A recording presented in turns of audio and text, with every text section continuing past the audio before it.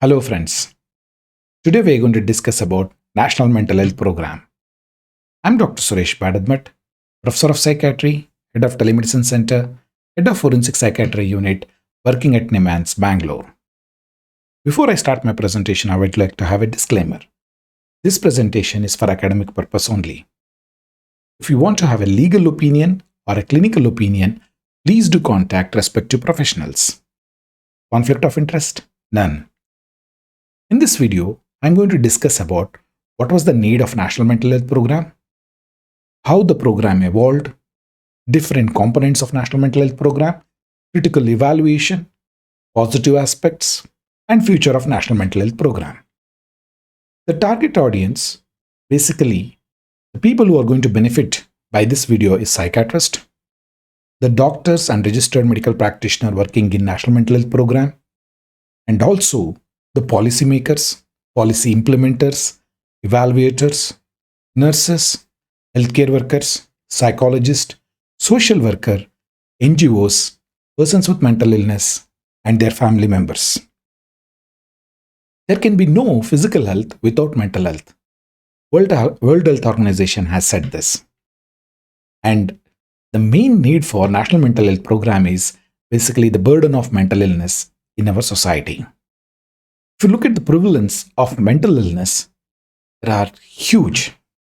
The common mental disorder is around 9 to 10%. Severe mental disorder is 0.3 to 0.7%. Substance abuse disorder is 4 to 5%. Child and adolescent psychiatric problems are 9 to 10%. Suicide or ideation and behavior is around 0.5 to 0.9%. That is, geriatric mental health disorder is 10 to 20%.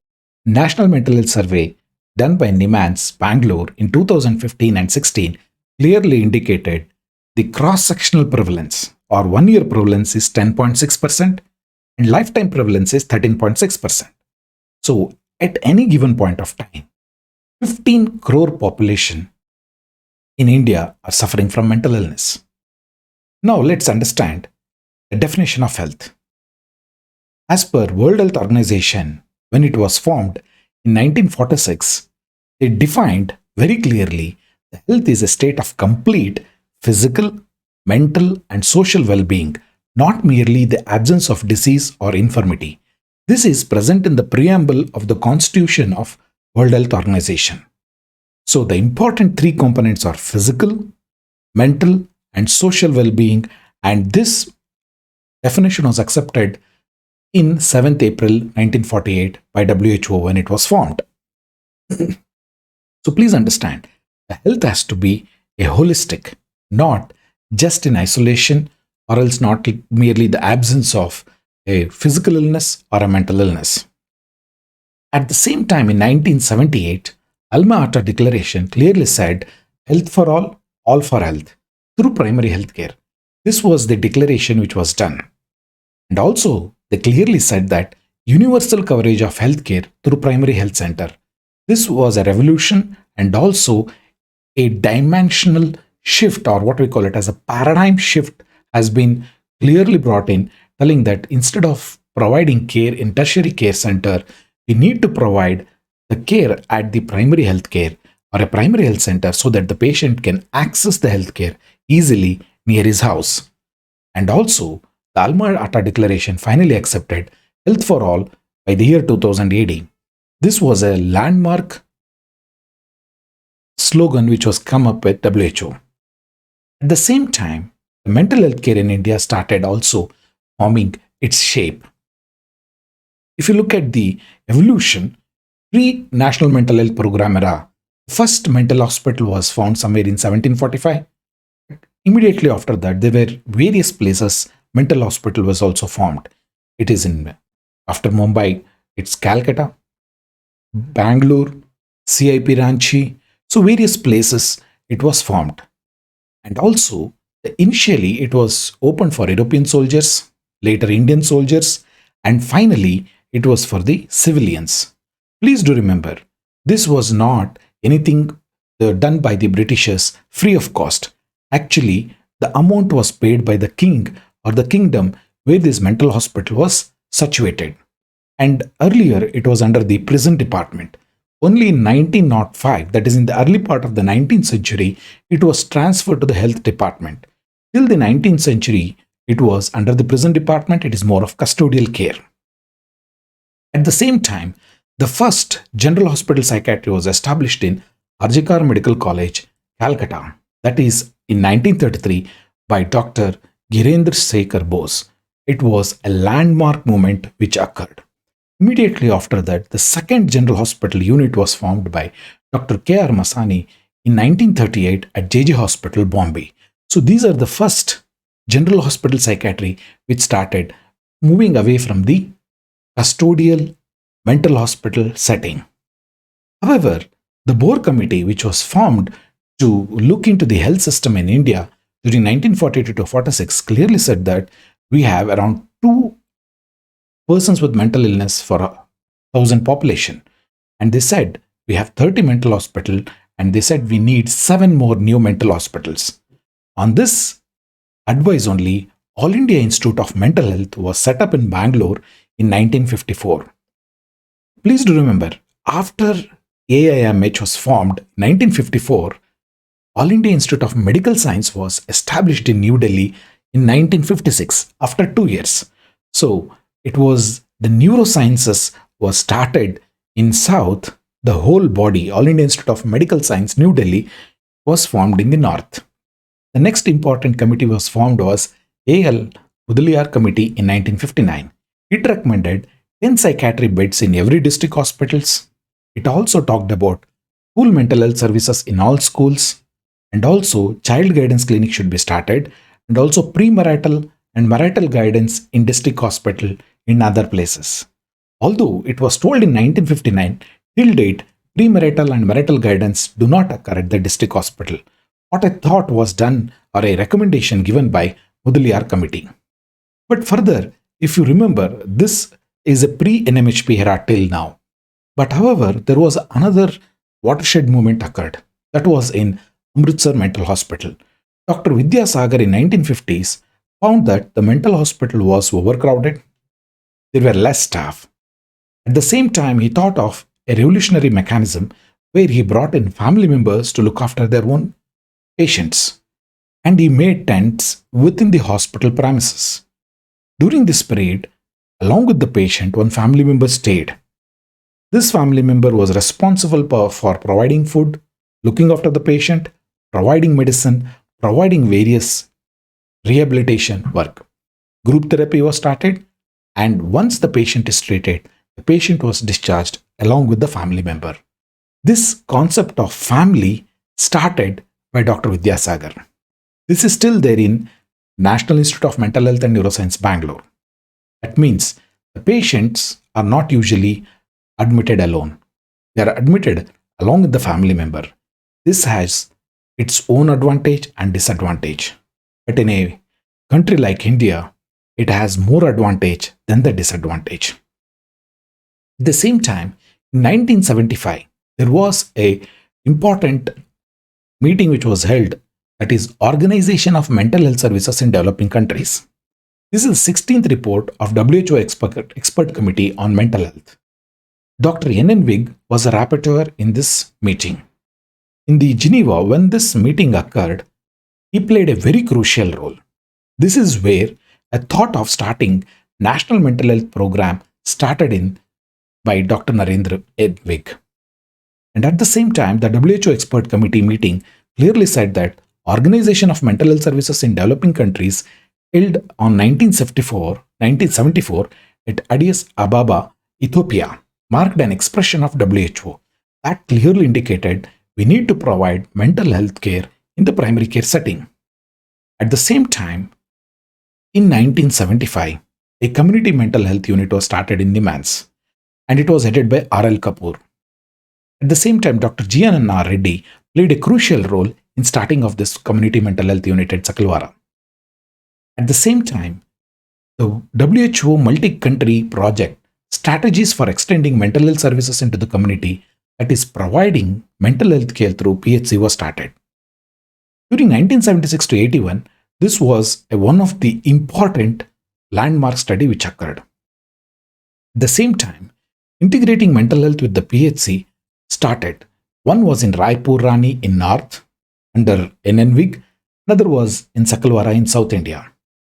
Although there was a very good results which was seen under this study, but however they found that having operationalization at the PHC was very difficult, and they decided to move to the district. At the same time, ICMR DST collaborative study in 1980s also was started. Core Center for Collaborative Study on feasibility of training PHC staff to provide mental health services as part of routine work. That was in Bangalore, Baroda, Calcutta, and Patiala. It was started. Although they found that 20% of them were able to identify and could be managed at PHC. But the problem was the operationalizing. Hence, they moved into the district. At the same time, national health policy also came into picture. That was in 1983. The first national health policy of India was formulated, which also took the hint and the guidance from the WHO. This also mentioned primary health care to all by 2000. So, with this background of 1983 health policy, National Mental Health Program also took a shape. This was the background. So, the development of National Mental Health Program started under the leadership of Sethi, Dr. N.N. Dr. Bisht, Dr. Sel, R.L. Kapoor played an important role, and also J.N.R. Reddy played a crucial role. The first expert committee formed the first draft, that was in 1981. However, within a period of 1.5 years, that was on August 18th, 1920, when the meeting occurred in 1982, the National Mental Health Program was accepted, and they decided to implement phased manner across the country. The main objective of National Mental Health Program was to ensure the availability and accessibility of minimum mental health care for all foreseeable future, particularly to the most vulnerable, underprivileged section of the population. The second objective was to encourage the application of mental health knowledge in general health care and in social development. The third one was to promote community participation in mental health services development and to stimulate effort towards self-help in the community. So with these three important objectives, National Mental Health Program kicked off. The strategic approach which was adopted was integration of mental health services with the existing general health services. The strategy discussed was very clear, not to have a separate mental health services. They clearly decided to integrate mental health along with the general health so that the stigma and discrimination is less. The cost of providing separate mental health services will be reduced. At the same time, the second important strategic approach was to utilize the existing infrastructure of general health services to deliver the minimum mental health services. So, integration and using the same infrastructure which is used in the general health services to provide appropriate task-oriented training to the appropriate health staff at the PHC, Taluka, and district hospital, and also to link health services to the existing community development program. So these were the four strategic approach adopted by National Mental Health Program. At the same time, the components planned was treatment, rehabilitation, and prevention. At the same time, National Mental Health Program at the PHC level was found to be difficult to operationalize, so it was shifted to district headquarters. This was seen because imagine during 1975 to during 1980, the communication, transportation, coordination, having adequate manpower at the primary healthcare center, those were the big challenges. Hence, they thought that it is easy to operationalize, provide care from district hospitals. From that day onwards, we are still stuck at district mental health program, but however, we have not just in some states, it has moved to Taluk. Let's understand how the district mental health program started. That is district model. In 1984-90, when they found that the National Mental Health Program integrating mental health in the general health at the PHC level was difficult, hence immediately there was a district model testing was done at Bellary. This was done by National Institute of Mental Health Services, Bangalore. and it was in collaboration with Karnataka Health Services. So the Bellary model was tested for over a period of 5 to 6 years and it was found very successful. That was called as Bellary model 1984, that is the district mental health program. PHC doctors were able to identify, treat mental illness at the PHC and the district hospital, and they also learned how to use psychotropic medication. This was possible by a brief training at the community level by the psychiatrist so that the mental health care can be given either at the PHC or at the district hospitals. The landmark legislation, Mental Health Act of 1987, also was implemented. Please remember, we had the program first and then the legislation. Unfortunately, the Mental Health Act of 1987 was not synced with the program. The National Mental Health Program components. Let's discuss about that.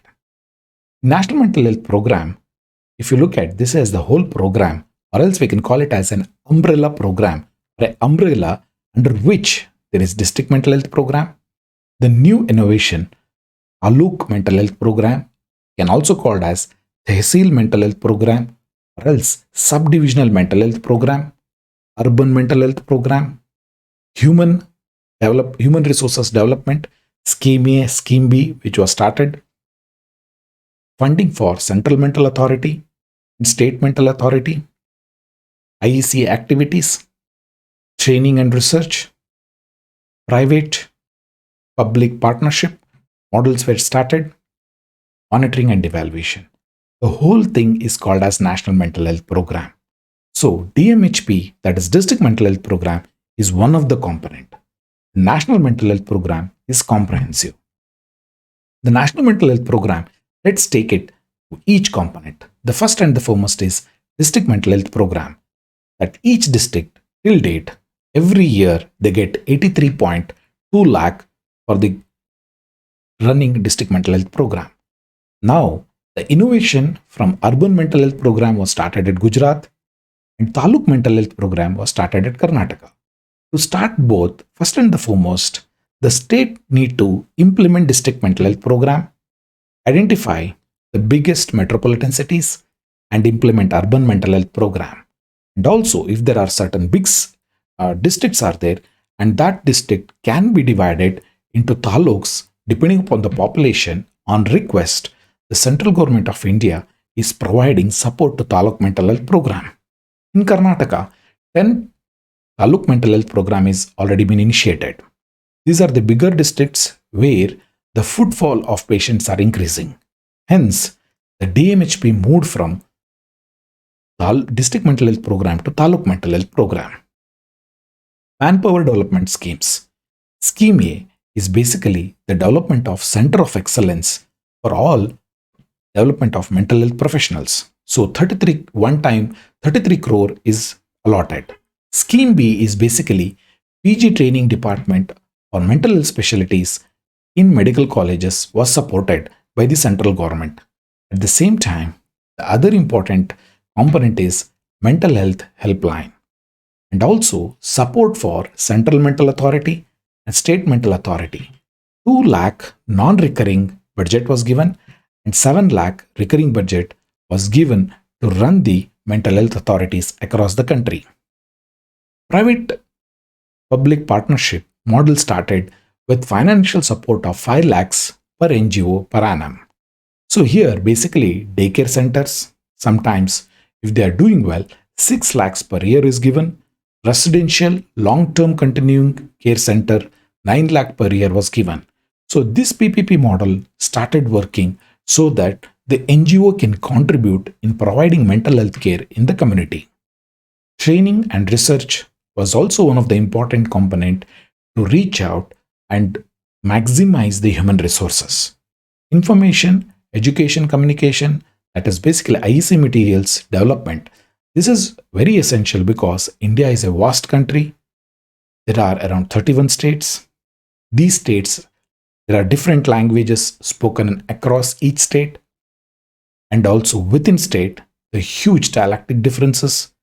Hence, the IEC material needs to be made in different languages to reach the rural population. At the same time, monitoring and evaluation is one of the important component. The funding of NMHP also has changed. Initially, it was not funded. By ninth five-year plan, it started with 28 crore and now it has almost reached 753 crores per annum. So this is a very essential step which has been increased over a period of time. Now let's discuss about the critiquing the National Mental Health Program. How this program has been envisaged, how it is doing at this point of time. First and the foremost, the National Mental Health Program, though it was planned in 1982 and started working in 1984, inter and intra-sectoral coordination is very poor and till date it is now also poor. At the same time, poor information flow across state, districts and taluk. These are the findings which have been told by the policy group of DMHP on 29 June 2012. They also said inconsistent fund flow is seen across all the states. Non-availability of treatment, inadequate human resources, lack of IEC material in all languages, and activities with regard to IEC generation was also very low. No integration of mental health care at PHC was strikingly seen across all DMHP. Access to treatment was poor. Further, the lack of full ranges of services of mental health was very less. Inpatient care was not available, no crisis management unit, no continuity of care, homeless mentally ill are missing in the DMHP, no involvement of users and family members, and demotivated PHC staff and DMHP team. So all these drawbacks played a very essential role, and the policymakers of National Mental Health Policy, when they did the review, that was the report given by them. At the same time, they also told about missing links of National Mental Health Program. Missing links are no urban DMHP. That means metropolitan cities like Delhi, Bangalore, Mumbai, Calcutta, and other big cities had a population of 1 to 1.5 crores, which is almost equivalent to 10 to 15 districts. Some districts had maybe some districts in various states have only 50,000 to 2 lakh population. Here we are talking about a huge population. So providing care in urban was a big challenge. So missing of urban DMHP, no human and financial resources properly delegated and allotted, disability certification was poor, NGO and private sector participation was minimal, lack of community participation was the major missing link. Further, the training did not translate into action. That means DMHP training program, which lasted from 3 to 5 days, was basically making diagnosis. But unfortunately, these training were just an awareness bringing program. Unfortunately, this hit and run training program improved their knowledge, but they did not change into attitude and change in the behavior. So they learned, but it was not implementable. The skill was not transferred. Hence, in every training program they attended, but the prescription did not change. Doctors were afraid to prescribe psychotropic medication, and prescribing for long duration was a big challenge. And continuous availability of the psychotropic medication was the another big challenge. Hence, this DMHP at the PHC level never took off. At the same time, child and adolescent psychiatry was ignored, geriatric psychiatry completely absent, preventive aspect was completely missing, non-availability of counseling services, missing rehabilitation services, and non-availability of continuous supply of medicine was another big challenge. So these are the missing links which occurred in DMHP noted by the policy group. The other missing link, you can find this in National Mental Health Program. The National Mental Health Program was the initial first without a policy or without a legislation backing up. So once this has been done, so there was no legislation till 1987. And then came the policy. That was in 2014. But unfortunately, the plan is missing. So the plan is still not the strategies, local flexibility, indicators, targets, timeline, continuous monitoring, measurable outcomes, budget, effectiveness, evaluation, they are in patchy. So this planning has been completely missing. So this missing link was highlighted by the policy group. Further, National Mental Health Program was assessed using a wrong yardsticks. That means you had asked a fish to be evaluated on land or else to climb the tree. Unfortunately, the fish will never be able to do it. So what was the wrong yardstick used here? Please do remember, the National Mental Health Program is a non-communicable disorder related program. And this is the first non-communicable program in India. And unfortunately, it was compared with the communicable programs such as Malaria Eradication Program, Tuberculosis Program, Polio Program, and various other communicable disorders. These communicable disorders, this program was dedicated for single illness. National Mental Health Program is a program of more than two disorders. That means it had basket full of psychiatric disorders. That means you are not targeting one illness. You are targeting almost psychiatric illnesses. Almost the whole subject is being thrown at the PHC level. So this is the major drawback. And you compared the National Mental Health Program with the communicable program. Case identification is very difficult in National Mental Health Program because in 1982 and 83-84, the diagnostic criteria were not so strong. Hence, diagnosis is a big difficult. Case identification is very clear in communicable disorder. The reason being is investigation is there. If the sputum is positive, yes, diagnosis is tuberculosis. So the definition was very clear. Training in communicable disorder is very easy, as training for National Mental Health Program for a period of 3 to 6 days per year across all mental disorder is simply unimaginable. Starting and stopping treatment is not clear. Whereas in communicable disorder, the starting treatment and stopping treatment is very clear. So these differences are striking. But unfortunately, many of the learned people, policymakers, and also various academicians compared National Mental Health Program with communicable disorders. It was a starking difference which need to be noted. At the same time, National Mental Health Program had a lack of human resources with regard to mental illness. That is, the trained manpower for treating mental illness was very less. Lack of human resources with regard to communicable disorder was able to overcome by providing a training which was easily understood, which was easily implemented. Availability and continuous supply of medicine is a big challenge for National Mental Health Program. Whereas for communicable disorders, the medication supply was short duration. The biggest program which you can think of is the leprosy or tuberculosis. Maximum duration was 9 months to 1 year. Comorbidity is very high in National Mental Health Program, whereas the comorbidity in communicable disorders is very less. Course and prognosis was not clear at that time with regard to mental illness, whereas course and prognosis is very clear in communicable disorders.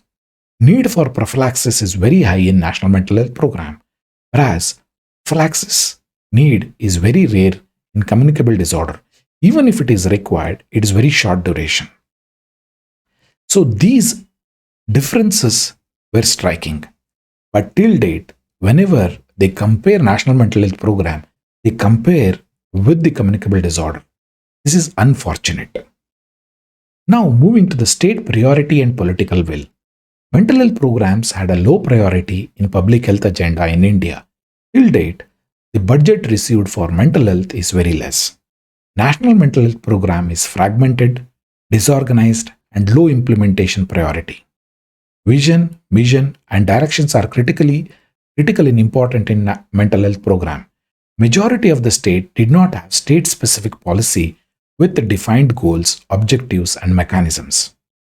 So even mental health policy for the nation came only in 2014.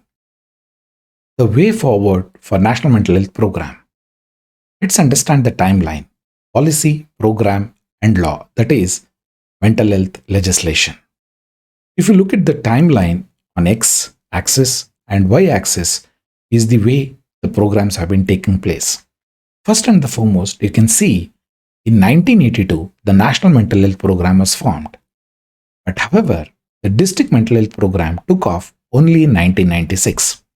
See, we had a program, but unfortunately, the policy came only in 2014. National Mental Health Policy was planned later after the program. At the same time, although there was a mental health legislation in 1987 that was not in sync with the program or with the policy. At this point of time, the policy was formed on 2014, the Mental Health Care Act in 2017. So, there is need to have a sync between the policy, program, plan, and legislation. Once they are in sync, it is easy to plan and deliver services at the doorsteps. So time is now. The time is now because the policy, program, and legislation are in place. Slowly funding is increasing at the center. At the same time, the states have to be proactive now. Unless state takes proactive steps and implements the National Mental Health Program, nothing can be done. The center may provide financial assistance, but it is the state which has to implement the mental health program. The reason being is health is a state subject. And if you look at the mental health, it comes under the concurrent subject of the both central and the state. Under these circumstances, the state has to take proactive step.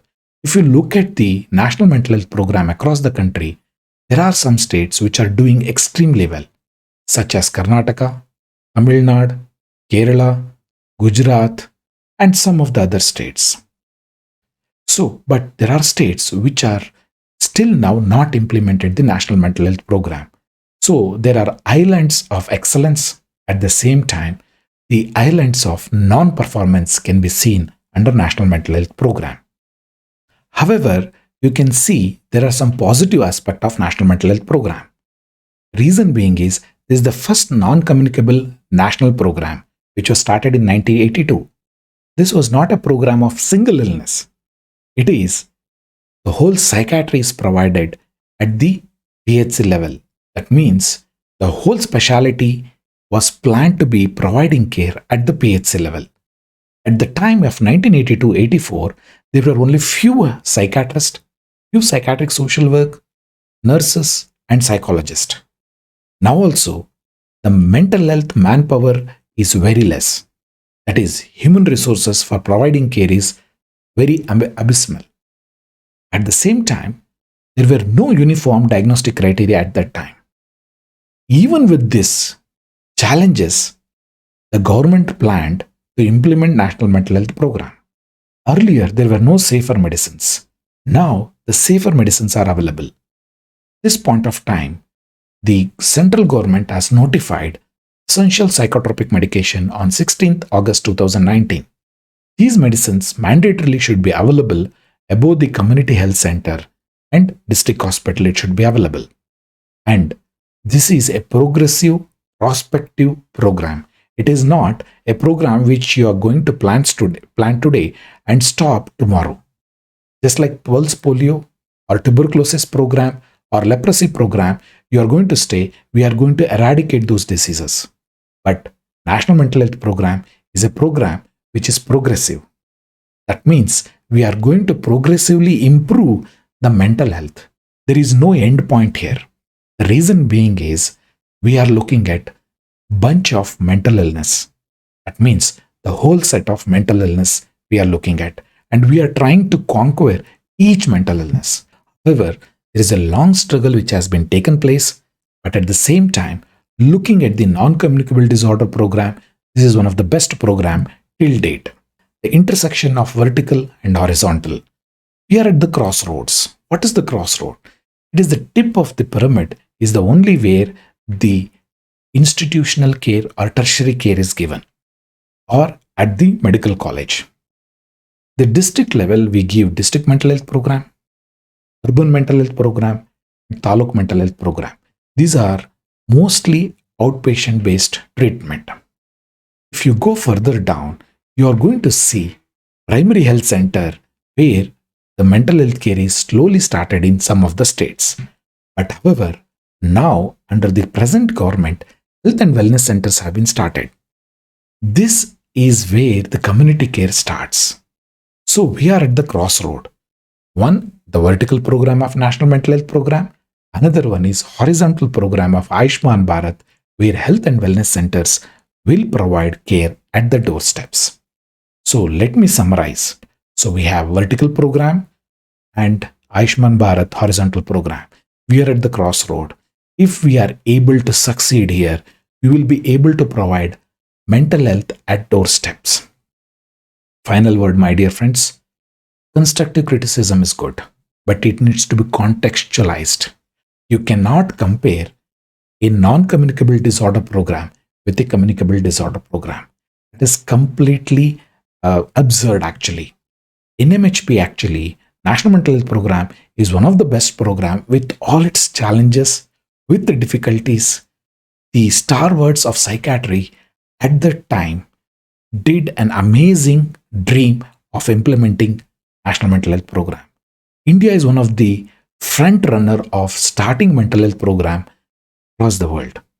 NMHP is one of the best in the non-communicable disorder categories. But unfortunately, we have been comparing with the wrong person, that is communicable disorder program. To conclude, my dear friend, National Mental Health Program has an amazing objective to reach the unreached, the last person in the last mile. That is basically healthcare for all. Is the basic mission which has been started, and it will take a long way to go. But the objective aim is very clear now. With policy, program, and plans are falling in place, and the adequate support of mental health legislation, that is Mental Health Care Act of 2017, will take the mental health care to the doorsteps. Thank you very much for your patience listening. Stay safe.